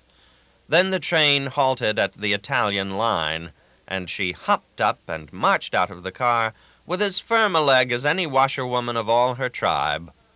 and how sick I was to see how she had fooled me. Turin is a very fine city. In the matter of roominess, it transcends anything that was ever dreamed of before, I fancy. It sits in the midst of a vast dead level, and one is obliged to imagine that land may be had for the asking and no taxes to pay, so lavishly do they use it. The streets are extravagantly wide, the paved squares are prodigious, the houses are huge and handsome, and compacted into uniform blocks that stretch away as straight as an arrow into the distance. The sidewalks are about as wide as ordinary European streets, and are covered over with a double arcade, supported on great stone piers or columns. One walks from one end to the other of these spacious streets under shelter all the time, and all his course is lined with the prettiest of shops and the most inviting dining houses. There is a wide and lengthy court, glittering with the most wickedly enticing shops, which is roofed with glass, high aloft overhead, and paved with soft-toned marbles laid in graceful figures. And at night, when this place is brilliant with gas and populous with a sauntering and chatting and laughing multitude of pleasure-seekers, it is a spectacle worth seeing. Everything is on a large scale, the public buildings, for instance, and they are architecturally imposing, too, as well as large. The big squares have big bronze monuments in them. At the hotel, they gave us rooms that were alarming for size and a parlor to match. It was well the weather required no fire in the parlor, for I think one might as well have tried to warm a park. The place would have a warm look, though, in any weather, for the window curtains were of red silk damask, and the walls were covered with the same fire-hued goods. So also were the 4 sofas and the brigade of chairs. The furniture, the ornaments, the chandeliers, the carpets were all new and bright and costly. We did not need a parlor at all, but they said it belonged to the 2 bedrooms, and we might as well use it if we chose. Since it was to cost nothing, we were not averse from using it, of course. Turin must surely read a good deal, for it has more bookstores to the square rod than any other town I know of. And it has its own share of military folk. The Italian officers' uniforms are very much the most beautiful I have ever seen, and as a general thing, the men in them were as handsome as the clothes. They were not large men, but they had fine forms, fine features, rich olive complexions, and lustrous black eyes. For several weeks I had been culling all the information I could about Italy from tourists. The tourists were all agreed upon one thing: one must expect to be cheated at every turn by the Italians. I took an evening walk in Turin, and presently came across a little Punch and Judy show in one of the great squares. 12 or 15 people constituted the audience. This miniature theater was not much bigger than a man's coffin stood on end. The upper part was open and displayed a tinseled parlor.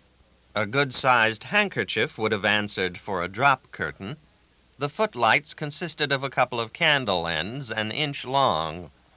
Various mannequins the size of dolls appeared on the stage and made long speeches at each other, gesticulating a good deal, and they generally had a fight before they got through. They were worked by strings from above, and the illusion was not perfect, for one saw not only the strings, but the brawny hand that manipulated them. And the actors and actresses all talked in the same voice, too. The audience stood in front of the theater and seemed to enjoy the performance heartily. When the play was done, a youth in his shirt sleeves started around with a small copper saucer to make a collection. I did not know how much to put in, but thought I would be guided by my predecessors. Unluckily, I only had 2 of these, and they did not help me much because they did not put in anything. I had no Italian money, so I put in a small Swiss coin worth about 10 cents. The youth finished his collection trip and emptied the result on the stage. He had some very animated talk with the concealed manager. Then he came working his way through the little crowd, seeking me, I thought. I had a mind to slip away, but concluded I wouldn't. I would stand my ground and confront the villainy, whatever it was. The youth stood before me and held up that Swiss coin, sure enough, and said something. I did not understand him, but I judged he was requiring Italian money of me. The crowd gathered close to listen. I was irritated and said, in English, of course, "I know it's Swiss, but you'll take that or none. I haven't any other." He tried to put the coin in my hand and spoke again. I drew my hand away and said, "No, sir, I know all about you people. You can't play any of your fraudful tricks on me. If there is a discount on that coin, I am sorry, but I am not going to make it good. I noticed that some of the audience didn't pay you anything at all. You let them go without a word. But you come after me because you think I'm a stranger and will put up with an extortion rather than have a scene. But you are mistaken this time. You'll take that Swiss money or none." The youth stood there with the coin in his fingers, nonplussed and bewildered. Of course he had not understood a word. An English-speaking Italian spoke up now and said, "You are misunderstanding the boy. He does not mean any harm. He did not suppose you gave him so much money purposely, so he hurried back to return you the coin, lest you might get away before you discovered your mistake. Take it and give him a penny. That will make everything smooth again." I probably blushed then, for there was occasion. Through the interpreter, I begged the boy's pardon, but I nobly refused to take back the 10 cents. I said I was accustomed to squandering large sums in that way. It was the kind of person I was. Then I retired to make a note to the effect that in Italy, persons connected with the drama do not cheat. The episode with the showman reminds me of a dark chapter in my history. I once robbed an aged and blind beggar woman of $4 in a church. It happened in this way. When I was out with the innocents abroad, the ship stopped in the Russian port of Odessa, and I went ashore with others to view the town. I got separated from the rest and wandered about alone until late in the afternoon, when I entered a Greek church to see what it was like. When I was ready to leave, I observed 2 wrinkled old women standing stiffly upright against the inner wall near the door, with their brown palms open to receive alms. I contributed to the nearer one and passed out. I had gone 50 yards, perhaps, when it occurred to me that I must remain ashore all night, as I had heard that the ship's business would carry her away at 4 o'clock, and keep her away until morning. It was a little after 4 now. I had come ashore with only 2 pieces of money, both about the same size, but differing largely in value. One was a French gold piece worth $4, the other a Turkish coin worth 2 cents and a half. With a sudden and horrified misgiving, I put my hand in my pocket now, and sure enough I fetched out that Turkish penny. Here was a situation. A hotel would require pay in advance. I must walk the streets all night and perhaps be arrested as a suspicious character. There was but one way out of the difficulty. I flew back to the church and softly entered. There stood the old woman yet, and in the palm of the nearest one still lay my gold piece. I was grateful. I crept close, feeling unspeakably mean. I got my Turkish penny ready and was extending a trembling hand to make the nefarious exchange when I heard a cough behind me. I jumped back as if I had been accused and stood quaking while a worshipper entered and passed up the aisle. I was there a year trying to steal that money. That is, it seemed a year, though of course it must have been much less. The worshippers went and came. There were hardly ever 3 in the church at once, but there was always 1 or more. Every time I tried to commit my crime, somebody came in or somebody started out, and I was prevented. But at last my opportunity came. For one moment there was nobody in the church but the 2 beggar women and me. I whipped the gold piece out of the poor old pauper's palm and dropped my Turkish penny in its place. Poor old thing, she murmured her thanks. They smote me to the heart. Then I sped away in a guilty hurry, and even when I was a mile from the church, I was still glancing back every moment to see if I was being pursued. That experience has been of priceless value and benefit to me, for I resolved then that as long as I lived I would never again rob a blind beggar woman in a church, and I have always kept my word. The most permanent lessons in morals are those which come not of booky teaching, but of experience. Chapter 48.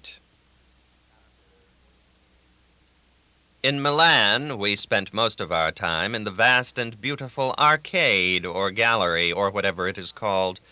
Blocks of tall new buildings of the most sumptuous sort, rich with decoration and graced with statues. The streets between these blocks roofed over with glass at a great height. The pavements all of smooth and variegated marble, arranged in tasteful patterns. Little tables all over these marble streets, people sitting at them, eating, drinking, or smoking, crowds of other people strolling by. Such is the arcade. I should like to live in it all the time. The windows of the sumptuous restaurants stand open, and one breakfasts there and enjoys the passing show. We wandered all over the town, enjoying whatever was going on in the streets.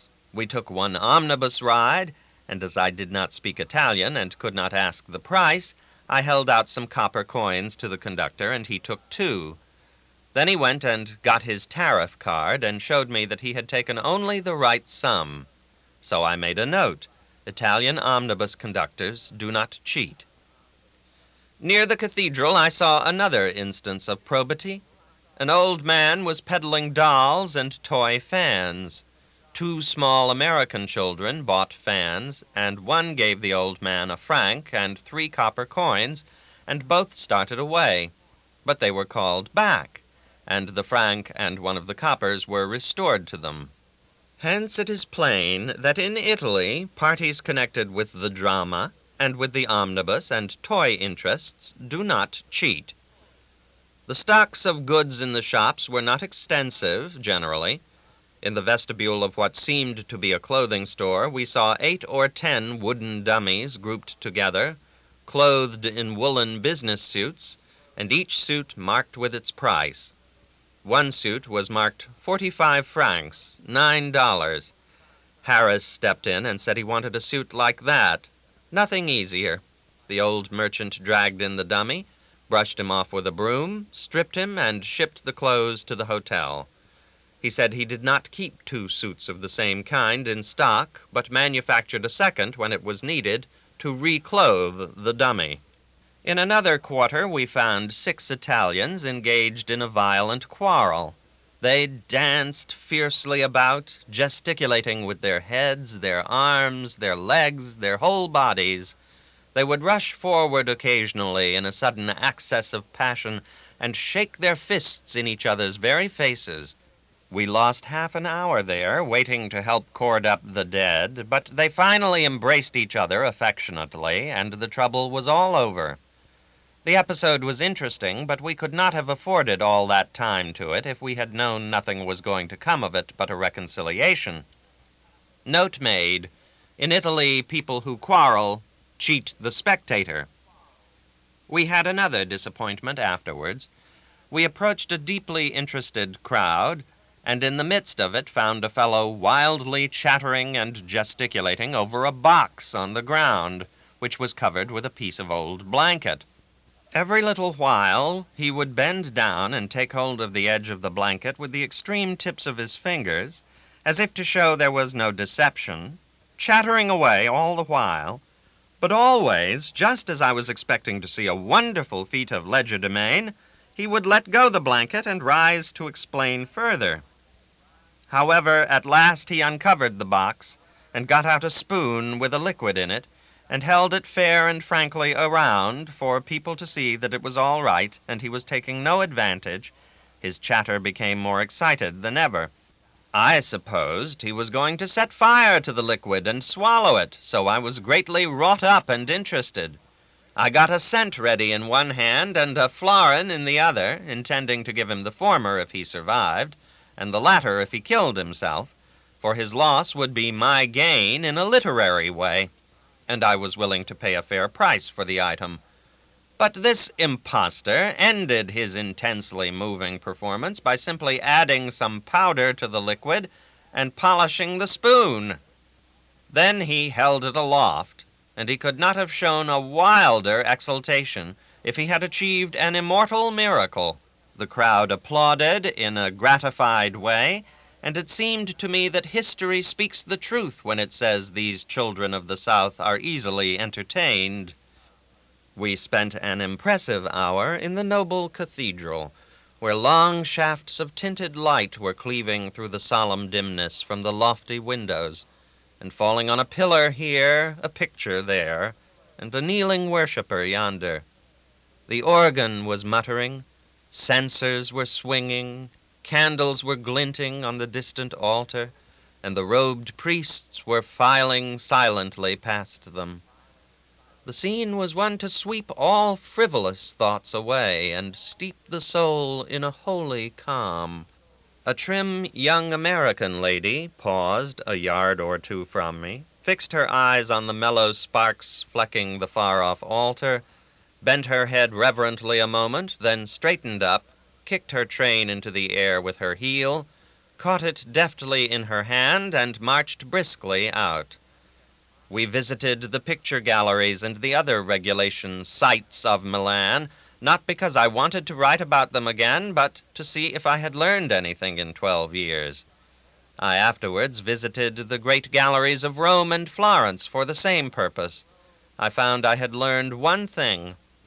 When I wrote about the old masters before, I said the copies were better than the originals. That was a mistake of large dimensions. The old masters were still unpleasing to me, but they were truly divine contrasted with the copies. The copy is to the original as the pallid, smart, inane, new waxwork group is to the vigorous, earnest, dignified group of living men and women whom it professes to duplicate. There is a mellow richness, a subdued color in the old pictures, which is to the eye what muffled and mellowed sound is to the ear. That is the merit which is most loudly praised in the old picture, and the one which the copy most conspicuously lacks, and which the copyist must not hope to compass. It was generally conceded by the artists with whom I talked that subdued splendor, that mellow richness, is imparted to the picture by age. Then why should we worship the old master for it, who didn't impart it, instead of worshiping old time, who did? Perhaps the picture was a clanging bell until time muffled it and sweetened it. In conversation with an artist in Venice, I asked, "What is it that people see in the old masters? I have been in the Doge's palace, and I saw several acres of very bad drawing, very bad perspective, and very incorrect proportions. Paul Veronese's dogs do not resemble dogs. All the horses look like bladders on legs. One man had a right leg on the left side of his body. In the large picture where the Emperor Barbarossa is prostrate before the Pope, there are 3 men in the foreground who are over 30 feet high, if one may judge by the size of a kneeling little boy in the center of the foreground, and according to the same scale, the Pope is 7 feet high, and the Doge is a shriveled dwarf of 4 feet. The artist said, "Yes, the old masters often drew badly. They did not care much for truth and exactness in minor details. But after all, in spite of bad drawing, bad perspective, bad proportions, and a choice of subjects which no longer appeal to people as strongly as they did 300 years ago, there is a something about their pictures which is divine, something which is above and beyond the art of any epoch since, a something which would be the despair of artists, but that they never hope or expect to attain it, and therefore do not worry about it." That is what he said, and he said what he believed, and not only believed, but felt. Reasoning, especially reasoning without technical knowledge, must be put aside in cases of this kind. It cannot assist the inquirer. It will lead him in the most logical progression to what, in the eyes of artists, would be a most illogical conclusion. Thus, bad drawing, bad proportion, bad perspective, indifference to truthful detail, color which gets its merit from time and not from the artist, these things constitute the old master. Conclusion: the old master was a bad painter. The old master was not an old master at all, but an old apprentice. Your friend the artist will grant your premises, but deny your conclusion. He will maintain that, notwithstanding this formidable list of confessed defects, there is still a something that is divine and unapproachable about the old master, and that there is no arguing the fact away by any system of reasoning whatever. I can believe that. There are women who have an indefinable charm in their faces which makes them beautiful to their intimates. But a cold stranger who tried to reason the matter out and find this beauty would fail.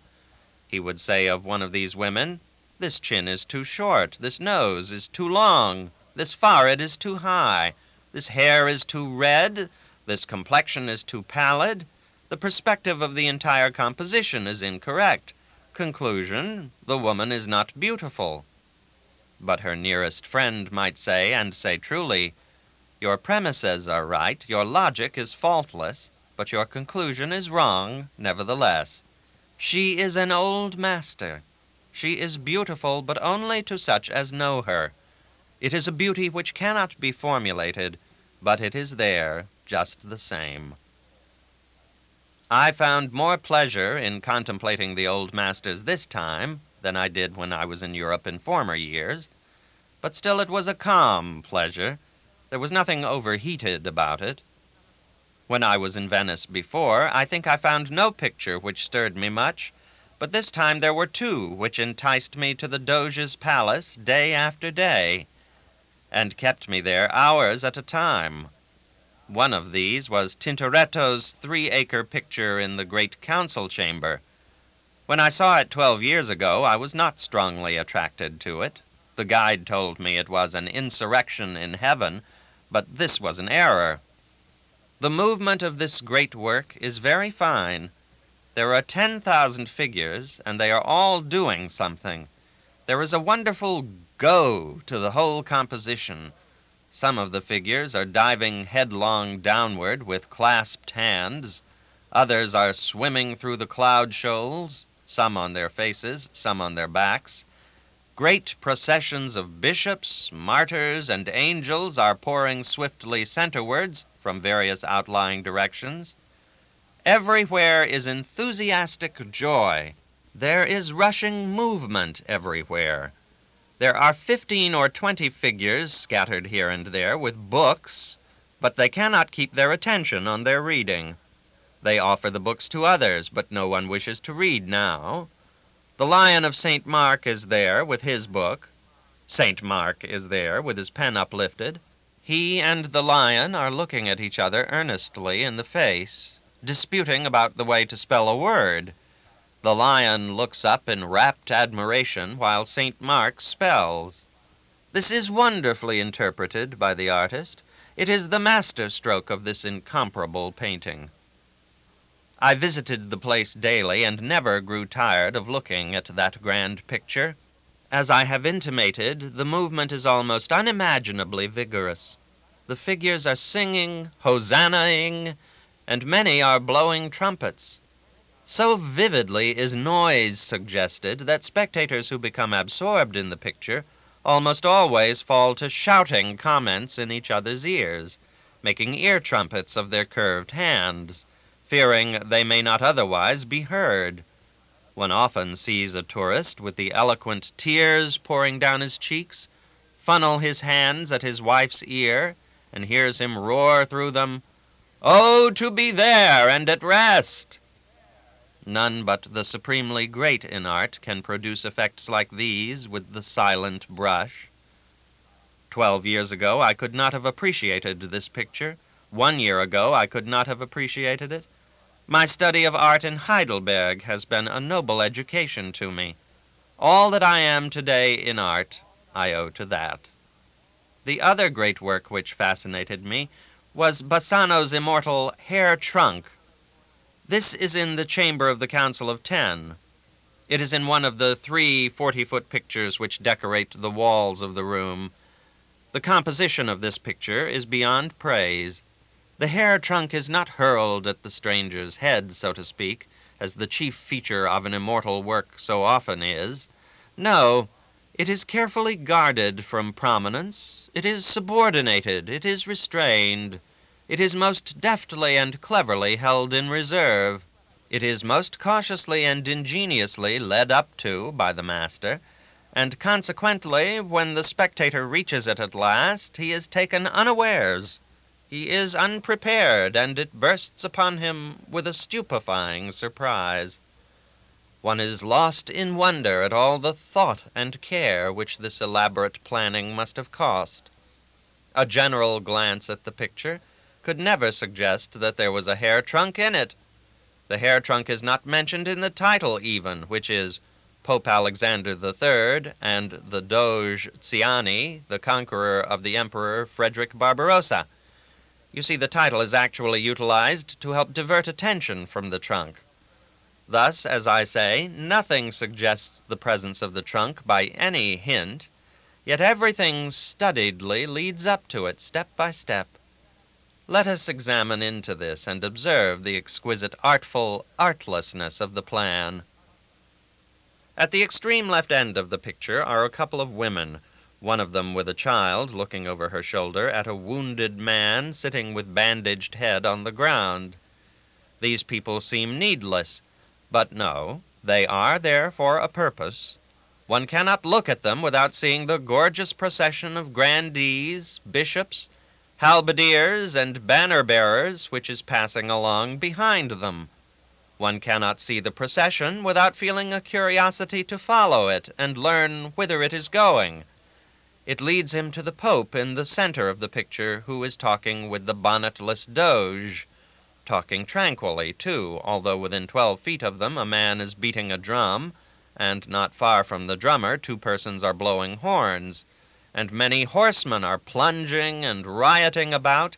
Indeed, 22 feet of this great work is all a deep and happy holiday serenity and Sunday school procession, and then we come suddenly upon 11½ feet of turmoil and racket and insubordination. This latter state of things is not an accident. It has its purpose. But for it, one would linger upon the Pope and the Doge, thinking them to be the motive and supreme feature of the picture, whereas one is drawn along almost unconsciously to see what the trouble is about. Now, at the very end of this riot, within 4 feet of the end of the picture and full 36 feet from the beginning of it, the hair trunk bursts with an electrifying suddenness upon the spectator in all its matchless perfection, and the great master's triumph is sweeping and complete. From that moment, no other thing in those 40 feet of canvas has any charm. One sees the hair trunk and the hair trunk only, and to see it is to worship it. Bassano even placed objects in the immediate vicinity of the supreme feature, whose pretended purpose was to divert attention from it yet a little longer, and thus delay and augment the surprise. For instance, to the right of it he has placed a stooping man with a cap so red that it is sure to hold the eye for a moment. To the left of it, some 6 feet away, he has placed a red-coated man on an inflated horse, and that coat plucks your eye to that locality the next moment. Then, between the trunk and the red horseman, he has intruded a man, naked to his waist, who is carrying a fancy flour sack on the middle of his back, instead of on his shoulder. This admirable feat interests you, of course, keeps you at bay a little longer, like a sock or a jacket thrown to the pursuing wolf. But at last, in spite of all distractions and detentions, the eye of even the most dull and heedless spectator is sure to fall upon the world's masterpiece, and in that moment he totters to his chair or leans upon his guide for support. Descriptions of such a work as this must necessarily be imperfect. yet they are of value. The top of the trunk is arched. The arch is a perfect half-circle, in the Roman style of architecture, for in the then rapid decadence of Greek art, the rising influence of Rome was already beginning to be felt in the art of the Republic.